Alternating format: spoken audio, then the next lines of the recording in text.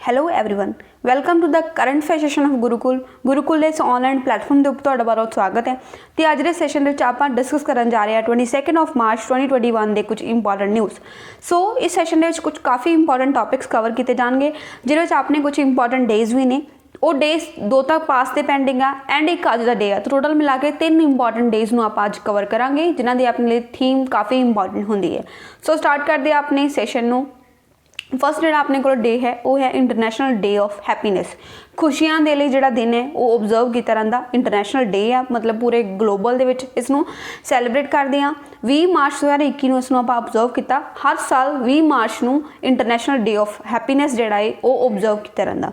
इहदा अगर आपां एम देखिए कि ये डे आ क्यों ऑबजर्व करते हैं ताकि आप हैप्पीनेस की जी रैलीवेंस अपनी लाइफ के अपनी वैलबींग के लिए उसनू रैकगनाइज कर सके। सो यही थीम है दा recognising the relevance of happiness and wellbeing as universal goals. मतलब यूनीवर्सल लैवल पर अगर आप गल करिए, ग्लोबल लैवल पर अगर आप गल करिए तो हैप्पीनेस ही एक इंपॉर्टेंट चीज़ है जी अल्टीमेट गोल है अपना। क्योंकि अगर आप कुछ भी चीज़ अचीव कर लें but we are not happy than उस चीज़ का कोई भी बेनिफिट नहीं होंदा। तो पूरे वर्ल्ड के हैप्पीनेस की की सिग्निफिकेंस आ, की उहदी इंपॉर्टेंस आ एंड अपनी वैलबींग ते की इफेक्ट पाएगा किसी इंडिविजुअल की, पूरी किसी कंट्री की, पूरे वर्ल्ड की, उस चीज़ को रैकगनाइज करने के लिए जिहड़ा डे है उसनूं आपां ऑबजर्व करते हैं। And if we see the theme, इहदा थीम हैगा सी हैप्पीनेस फॉर ऑल टुगेदर। इस जो भी हैप्पीनेस है सब दे लिए होनी चाहिए है, ये नहीं कि किसी पर्टिकुलर सैक्शन ऑफ सोसाइटी के लिए ही रिजर्वड होवे। हर एक पर्सन के लिए हैप्पीनेस होवे एंड टुगेदर मतलब इकट्ठे मिलके आप हैप्पी रह सकीए, वही मेरा थीम है। एंड उसके लिए ही एक जिहड़ा रिपोर्ट है वो भी प्रेजेंट होंदी है, वर्ल्ड हैप्पीनेस रिपोर्ट। उस रिपोर्ट दे विच इंडिया का रैंक अगर आप देखिए तो 139 आया ओवरऑल जिन्नियां भी कंट्रीज़ ने। तो इसका मतलब इंडिया काफ़ी पिछे चल रहा हैप्पीनेस दे विच। सो ये कुछ इंपॉर्टेंट जी इनफॉर्मेशन है। नैक्सट अपने को जो डे है वो है वर्ल्ड स्पैरोज डे। स्पैरोज चिड़ियाँ जिहड़ियां आप बचपन तो ही देखते सी, जिन्हां दी आवाज़ सुन के ही आप में भी उठते भी सी, तो वो जो कि अज के टाइम से बिल्कुल अलोप ही हो चुके हैं। हार्डली आपको कोई स्पैरो अजकल देखने को मिलेगी बिकॉज अपने हत्थां जिद्दां ही मोबाइल आए आ, मोबाइल के नाल 5G 4G जी टैक्नोलॉजी आ रही है, वो करके इन्हां ते काफ़ी बैड इंपैक्ट पैंदा। वो अजकल अलोप ही हो रही ने, कल्ले इंडिया दे विच नहीं पूरे वर्ल्ड दे विच, बिकॉज इंडिया दे विच तां काफ़ी लेट आउंदी है ना टेक्नीक। पहला तो चाइना USA काफ़ी जिहड़ियां इस तरह दी कंट्रीज़ ने उधर आंदी है, तो पूरे वर्ल्ड दे विच जिहड़ी स्पैरोज़ की काउंटिंग है, गिनती है, वो बहुत घट रही है, रिड्यूस हो रही है। तो उस चीज़ के लिए अवेयरनेस जनरेट करने वास्ते ही जिहड़ा ये डे है उसनूं आपां ऑबजर्व करते हैं, वर्ल्ड स्पैरोज डे। 20 मार्च नूं हर साल जिहड़ा ये डे है उसनूं आपां ऑबजर्व करते हैं। एम इहदा की हुंदा, मतलब किस मकसद के नाल इसनूं शुरू किया गया, to bring awareness about the conservation of sparrows in the world and the decreasing number of sparrows. कि जो भी वर्ल्ड है पूरा उहदे जो स्पैरोज ने उन्होंने गिनती बहुत घट रही है, उन्होंने आप किस तरह कंजर्व कर सकते हैं, बचा के रख सकते हैं ताकि उन्होंने एग्जिस्टेंस अपने नेचर दे विच बनी रहे, अपनी अर्थ के उपर बनी रहे। बिकॉज अगर इस तरह ही इकोसिस्टम के हर एक पार्ट खत्म होंदा जाएगा तो एक दिन आप भी खत्म ही हो जावांगे। सो आप किस तरह इन्हों कंजर्व करके रखना, दैट्स वाई ये जो डे है उसनूं आपां ऑबजर्व करते हैं। थीम भी इस तरह का ही है कुछ कि आई लव स्पैरोज, कि सानू स्पैरोज जड़ियां ने बहुत पसंद है, असीं उन्होंने प्यार करते हैं। दैन अगर आप if we love sparrows then we have to do something for them, like आपू जी उन्होंने रेज ने जो आप टैक्नोलॉजीज यूज़ करते हैं उन्होंने तो बचाना चाहिए, उन्होंने सेव करने के लिए कोई काम करने चाहिए, ठीक है। सो उसके लिए ही जो डे है वो ऑबजर्व होंदा है, वर्ल्ड स्पैरोज डे। नैक्सट अपने को एक होर इंपॉर्टेंट डे है इस तरह का ही एक मुद्दा वाटर का। वाटर जोड़ा कि अजकल आप देखते हैं कि वैसे तो आप बहुत ही उन्होंने लाइक वेस्ट करते हैं, ठीक है। लाइक कोई टूथब्रश भी कर रहे हैं तो पानी चल रहा है, टैप चल रही है, ठीक है, फर्श धोता या किसी भी तरह काफ़ी ज़्यादा पानी वेस्ट होंदा है। बट वर्ल्ड के इस तरह के प्लेसिस ने जिथे पानी बिल्कुल ही नहीं रहा। इंडिया के भी इनफैक्ट कुछ प्लेसिस इदां दियां ने जिथे पानी बहुत रिड्यूस हो चुका, आने वाले टाइम से बिल्कुल खत्म हो जाएगा, ठीक है। सो उस चीज़ की अवेयरनेस जनरेट करने के लिए कि किस तरह वाटर की इंपॉर्टेंस अपने लिए, फ्रैश वाटर बेसिकली ताज़ा पानी अजकल लोगों को बहुत घट मिलता है, ठीक है। जो कंटैमीनेटेड वाटर होंगे आपको उही पीने को मिलता है जो अपनी सेहत पर काफ़ी बैड इंपैक्ट्स पाता। तो उस चीज़ की अवेयरनेस लिए ही जो डे है वो आप ऑबजर्व करते हैं 22 मार्च 2021, मतलब अज के दिन आप एक डे ऑबजर्व कर रहे हैं वर्ल्ड वाटर डे। सो कुछ ना कुछ इदा ना जरूर करना जोड़ा वाटर नू सेव कर सके। मतलब अज तो कोई चीज़ स्टार्ट कर लो कि अगर मैं ब्रश करना तो टैप ओपन नहीं छड्डनी, ताकि आप वाटर नू कंजर्व करने दे थोड़ा जिहा रोल प्ले कर सकिए। बिकॉज मे भी तुसीं बचपन में कहावत सुनी होवे कि बूंद बूंद नाल ही घड़ा भरदा है। तो आप सोचते हैं कि जो दूसरे वेस्ट कर रहे तो मैं भी वेस्ट कर ला, कोई चक्कर नहीं। बट इदा नहीं हुंदा, कल्ले कल्ले पर्सन नाल ही होएगा, हर एक नू सोचना पएगा। सो इस चीज़ के लिए इहदा जिहड़ा एम रखा गया वो है highlighting the importance of fresh water. World water day जिहड़ा है वो फ्रैश वाटर की जिहड़ी इंपॉर्टेंस है उसनू हाईलाइट करदा है कि किस तरह अपनी बॉडी के लिए अपने लिए जरूरी है फ्रैश वाटर लेना। And to tackle the global water crisis and achieving sustainable development goal number 6, जिहड़े अपने टोटल 17 सस्टेनेबल डिवेलपमेंट गोल्स है जिहड़े कि UN ने फिक्स किए हुए आ, जिहड़े 2030 तक पूरिया कंट्रीज जो भी इसनू फॉलो करदी उन्होंने पूरे करने। उन्होंने जिहड़ा SDG नंबर 6 है, 6 नंबर गोल गल करता है water and sanitation for all by 2030। 2030 तक वाटर ते सैनिटेशन हर एक पर्सन के लिए अवेलेबल होनी चाहिए है, हर एक कंट्री के लिए, हर एक इंडिविजुअल के लिए। सो उस चीज़ को अचीव करने वास्ते भी आप डे ऑब्जर्व करते हैं। एंड जो ग्लोबल लैवल पर वाटर का क्राइसिस आ रहा, मतलब पानी की जी प्रॉब्लम आ रही है हर जगह जगह पर, उस चीज़ को टैकल करने के लिए जोड़ा ये डे है वो भी ऑब्जर्व होंगे। And if we see the theme ਇਹਦਾ की रहा है इस बार का वैल्यूइंग वाटर, कि वाटर की कीमत समझना, वाटर की वैल्यू समझना, चाहे वो आपको फ्री ऑफ कॉस्ट मिलता है but we aware of that day जो आपको इसकी वैल्यू पे करनी पेगी, कीमत पे करनी पेगी, वो भी बहुत ह्यूज, क्योंकि जोड़ा वाटर है वो खत्म हो रहा, ग्राउंड वाटर खत्म हो रहा ड्यू टू आवर नेगलीजेंस, क्योंकि आप काफ़ी ज़्यादा वेस्टेज करते हैं वाटर की। सो ये चीज़ इस बारे इंपॉर्टेंट है। नैक्सट अज के करंट अफेयर्स को कवर करते हैं। तो सब तो पहला जोड़ा न्यूज़ है वो है टैंपल के रिगार्डिंग सीता इलिया टैंपल। सो एक स्टोन जोड़ा है सीता इलिया टैंपल तो यूज़ किया जाएगा for the construction of the Ram temple where it is located. Ram temple जोड़ा कि अयोध्या राम टैंपल है, तुम सबने में भी पता ही अयोध्या केस सुनिया होएगा कि पहला उत्थे कहते सी कि पहला मंदिर से उसनू ढा के उत्थे मस्जिद बनाई गई सी। हुण रीसेंटली कुछ टाइम पर पिछले साल ही जजमेंट आई सी कि उत्थे फिर तो राम टैंपल बनेगा, उसका नींह पत्थर भी रखा गया कुछ टाइम पहला। तो उसके लिए स्टोन जोड़ा पत्थर है वो किहड़े टैंपल तो यूज़ किया जाएगा, वो किया जाएगा सीता इलिया टैंपल। हुण जिहड़ा सीता इलिया टैंपल है वो कित्थे है, क्योंकि राम टैंपल तो आपको पता ही है अयोध्या के विच, अयोध्या जिहड़ा कि यूपी के विच Uttar Pradesh, but Sita Iliya temple कित्थे आ जिसका स्टोन इस दे लई यूज़ किया जा रहा है। सो सीता इलिया टैंपल एक इदां दी प्लेस ते है जिथे सीता माता नूं कैप्चर करके रखा गया सी बाय कौन, सबनों पता होगा कौन से जिन्होंने सीता मैया नूं कैप्चर करके श्रीलंका दे विच लै गए सी वो, ठीक है। सो सॉरी उतों ही उत्थे टैंपल बनया होया सी एक, उस टैंपल के विचों ही स्टोन लिया के उत्थे राम टैंपल की कंस्ट्रक्शन के लिए यूज़ किया जाएगा। सो श्रीलंका दे विच ये टैंपल है सीता इलिया टैंपल। सीता माता नूं जिथे कैप्चर करके रखा गया सी जदों उन्हां नूं रावण चुक के लै गए सी, तां उस जगह ते ही ये धार्मिक मंदिर बनया होया श्रीलंका दे विच, उत्थों दा स्टोन यूज़ किया जाएगा राम टैंपल के लिए। सो ऑप्शन ए अपना इसका करेक्ट आंसर हो जाएगा।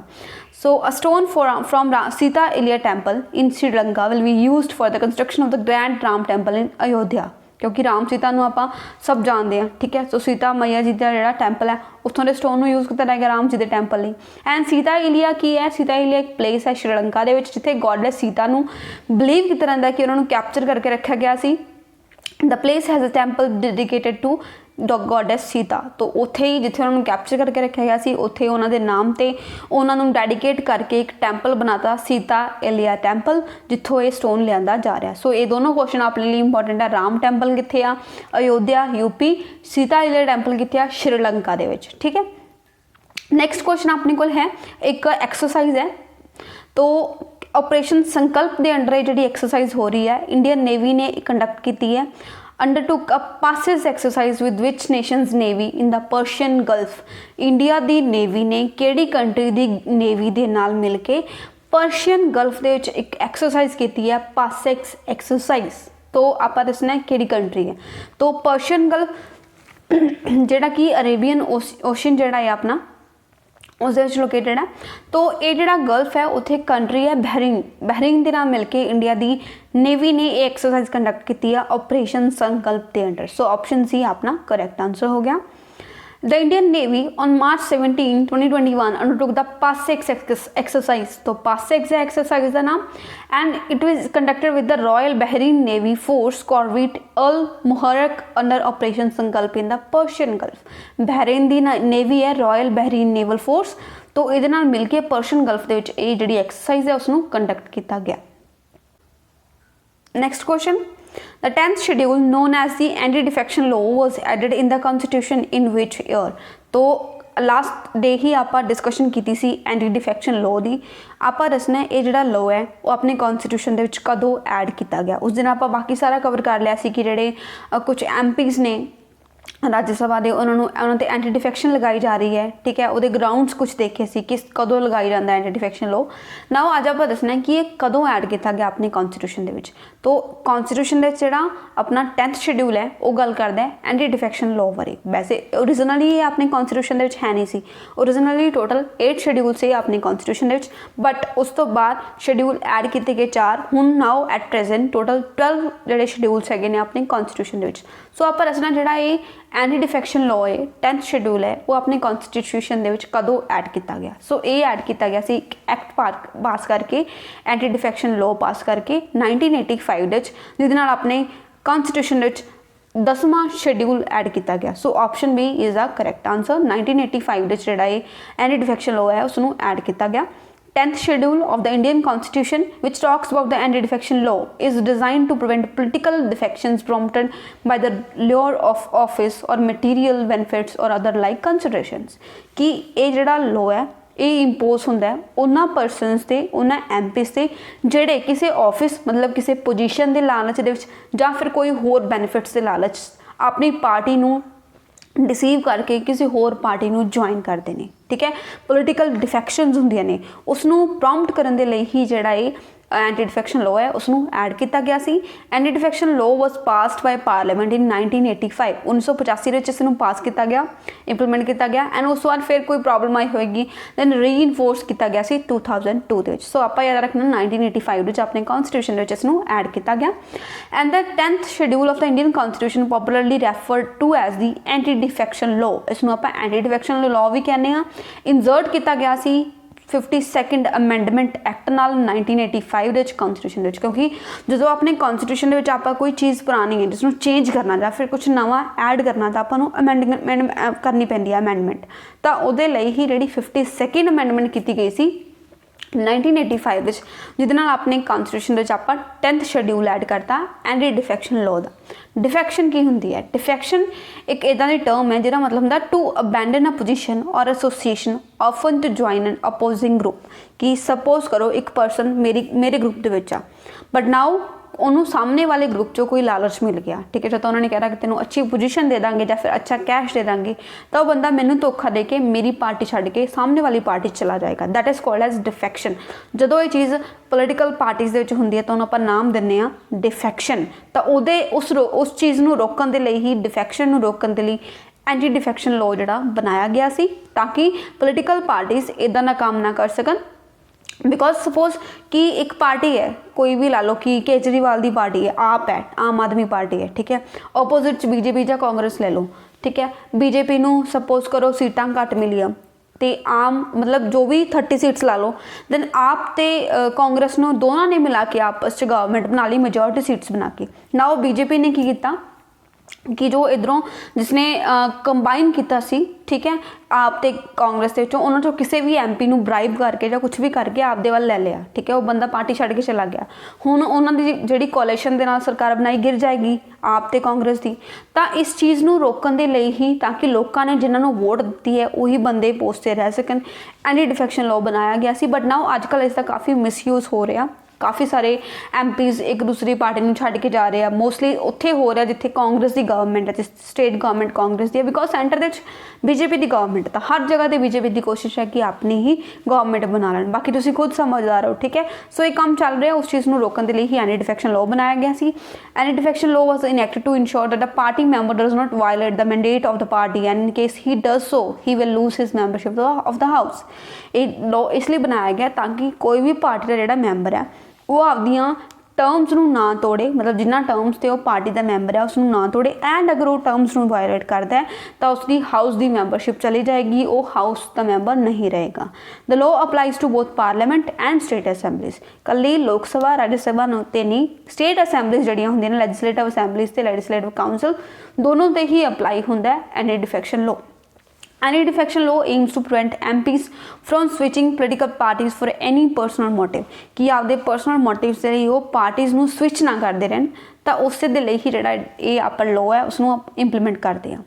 ਨੈਕਸਟ ਆਪਣੇ ਕੋਲ ਕੁਐਸਚਨ ਹੈ ਇੱਕ ਅਪਾਇੰਟਮੈਂਟ ਦੇ ਨਾਲ ਰਿਲੇਟਡ। तो डायरैक्टर जनरल अपॉइंट किया गया किस पर्सन को, national security guard NSG national security guard के DG किस पर्सन को बनाया गया आप दसना। सो अपने को 4 ऑप्शंस ने, चारों के जी अपने को सैकेंड ऑप्शन है that is MA Ganpati ji को अपॉइंट किया गया as the director general of national security guard. So option B is the correct answer. Senior IPS officer ने MA Ganpati, he was on 16 March appointed as the DG of national security guard. तो he is a 1986 batch IPS officer ने 1986 batch ने, Uttarakhand cadre तो है ने, and currently वो DG है bureau civil aviation security दे BCAS दे। उस तो बाद इन्होंने हुण अपॉइंट किया गया DG of national security guard.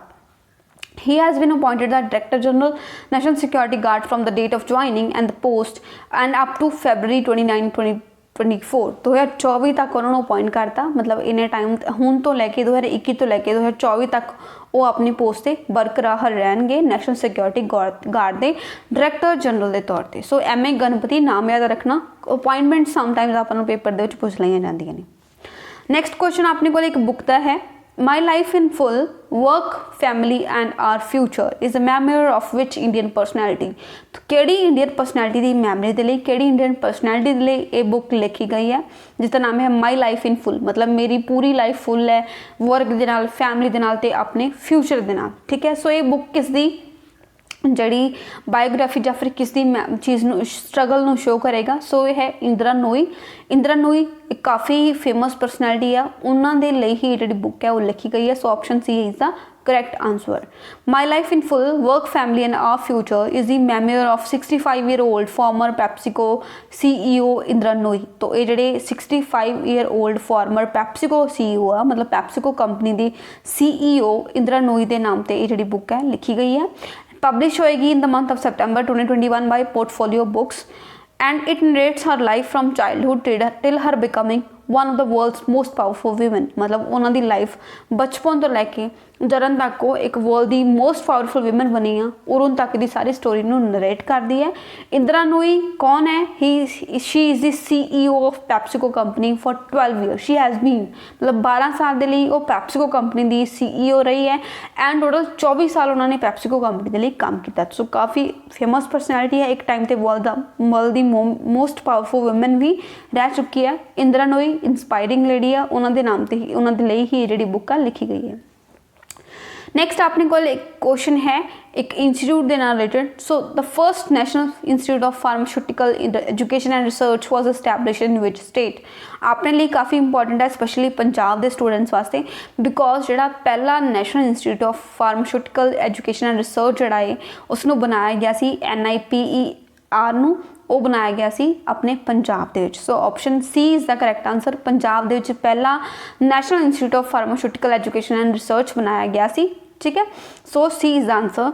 Indian pharma industry has been a global leader in generic drugs. आप काफ़ी बारी डिस्कशन की कि जेनरिक मैडिसिनस होंदियां ने जिहड़े कि विदाउट पेटेंट्स बनाई जाती ने, जिहड़े ड्यूरेबल चीप प्राइसिस से बनाई जाती ताकि आम लोग भी उन्होंने अफोर्ड कर सकन। सो इंडियन जी फार्मा इंडस्ट्री है वो काफ़ी अच्छी है, इस चीज़ ग्लोबल लीडर है जेनरिक मैडिसिन के and in order to acquire leadership position in drug discovery department development and to continue to excel in the formulations, government ने ह्यूमन रिसोर्स टैलेंट पूल अच्छे तरीके नाल फॉर्मुलेट किया ताकि आप इस लीडर को हासिल कर लिए, क्योंकि कोई भी सक्सैस होंगी है वो सक्सैस सीधा नहीं मिल जाती, वो पिछे काफ़ी ज़्यादा मेहनत लगी होंगी। तो सरकार ने भी ये पिछे काफ़ी मेहनत की है, ग्लोबल लीडरशिप लैन के लिए काफ़ी सारे काम किए हैं एंड एक इंस्टीट्यूट भी सैटअप किया जिसका नाम है national institute of pharmaceutical education and research NIPER। कितने है ये है SAS नगर, साहिबजादा अजीत सिंह नगर, मोहाली, जिन्होंने आप सब जानते हैं। तो मोहाली पंजाब के ही एक जगह जगह है उत्थे ये जिहड़ा इंस्टीट्यूट है उसनूं सैटअप किया गया सी under a registration of society act, society registered act 1860 1860 दे विच दे एक एक्ट के अंडर इसनूं रजिस्टर किया गया है। सबसीक्वेंटली जो इंस्टीट्यूट है उसको स्टैचूटरी रैकोगनाइजेशन भी मिल गई। स्टैचूटरी मतलब ये लिए एक लॉ भी पास करता, एक एक्ट पास करता, NIPER एक्ट 1998। तो इंस्टीट्यूट को एक स्टेटस देता नैशनल इंपोर्टेंस का, मतलब जो इंस्टीट्यूट आ वो अपने राष्ट्रीय इंपोर्टेंट है, मतलब राष्ट्रीय लैवल पर काफ़ी इंपोर्टेंट है। बिकॉज जो मेडिसिन होंगे ने अपने सब के लिए जरूरी है। हर दिन किसी ना किसी परसन को कोई ना कोई प्रॉब्लम रही है, उसकी मेडिसिन की लड़ होंगी है। दैन अगर आप किसी फॉरन ब्रांड की खरीदते हैं तो काफ़ी कॉस्टली पैंती है, उन्होंने ही इंडिया के विच बनाया रहा काफ़ी सस्ते रेट से, ताकि अपने जोड़े लोग ने अफोर्डेबल प्राइसिस से इसनूं अफोर्ड कर सकन। सो वो जो इंस्टीट्यूट है काफ़ी फेमस है, काफ़ी इंपोर्टेंट है। पहला इहदा जिहड़ा सैटअप किया गया सी, वो किया गया सी पंजाब SAS नगर मोहाली। उस तो बाद ये काफ़ी होर जोड़े 6 इंस्टीट्यूट स्टार्ट किए गए, वो किए गए Ahmedabad, Guwahati, Hajipur, Hyderabad, Kolkata and Raebareli with the help of mentor institute. तो 7-8 के किया गया कि पहला एको ही सी, उन्होंने फिर 6 होर ओपन करते अलग अलग जगह पर। इसे दे जो काम किए गए उन्होंने सदका ही जोड़ा अपना इंडिया अज generic medicine generic drugs leading producer है पूरे वर्ल्ड के विच। नैक्सट क्वेश्चन अपने को है एक हैडकुआटर के नाल रिलेटेड, तो where is the headquarter of inter parliamentary union located. Inter parliamentary union की है, ये अलग अलग कंट्रीज़ की पार्लियामेंट्स की एक यूनियन होंगी है, जिस जगह पर सारिया कंट्रीज़ दी जिहड़ियां पार्लियामेंट्स ने मिलदियां ने, डिबेट डिस्कशनस करदियां ने डेमोक्रेसी के नाल रिलेटेड। सो ये जिहड़ी इंटर पार्लियामेंटरी यूनियन आ उहदा हैडकुआटर कित्थे बनया होया, इहदा हैडकुआटर है Geneva Switzerland. So option B is the correct answer. Inter-Parliamentary Union IPU is an international organization of national parliaments. National parliaments मतलब अलग अलग कंट्रीज़ दियां पार्लियामेंट्स की एक यूनियन बनी हुई है, एक ऑर्गेनाइजेशन है जिसका हैडकुआटर कित्थे है जनेवा दे विच। प्राइमरी पर्पज़ की है to promote democratic governance, accountability, cooperation among its members, मतलब सारे कंट्रीज़ एक लोकतंत्री तौर पर गवर्नेंस जी उसनू प्रमोट करना, अकाउंटेबिलिटी बनाना सरकार की, आप जोड़े अलग अलग मैंबर कंट्रीज़ ने उन्होंने कॉपरेशन डिवेलप करना, एंड कुछ होर जोड़े initiatives includes gender parity among legislators, मतलब जो लैजिस्लेचर होंगे ने लोक सभा या फिर राज्य सभा जोड़े लोग होंगे ने परसनस होंगे ने उन्होंने जेंडर पैरिटी हो, मतलब विमेन मेल उन्होंने जी अच्छी रिच नॉमिनेशन होनी चाहिए है, यूथ पार्टिसिपेशन होनी चाहिए पॉलिटिक्स एंड सस्टेनेबल डिवेलपमेंट। इन्होंने चीज़ों वास्ते जी मेरी यूनियन है उसनों स्टार्ट किया गया सी इंटर पार्लियामेंटरी यूनियन, जिसका कि हैडकुआटर कित्थे है जनेवा स्विट्जरलैंड। सो एक सन कुछ अपने टॉपिक्स जिन्होंने आप डिस्कस किया।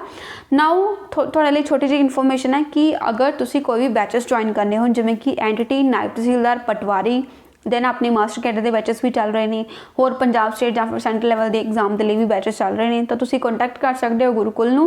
गुरुकुल दी ब्रांचेस दोनों जगह पर अवेलेबल है, बठिंडा एंड वोहर। एंड अगर तुसी ऑनलाइन ज्वाइन करना हो तो तुसी गुरुकुल की जी ऐप है उसको डाउनलोड कर सकते हो प्ले स्टोर तो जाके, एंड होर कोई फर्दर क्वेरी हो तुसी इस नंबर पर कॉन्टैक्ट करके लै सकते हो। And if you like the video then अगर तुहानू वीडियो पसंद आई है तो तुसी लाइक शेयर तो सबसक्राइब जरूर करना।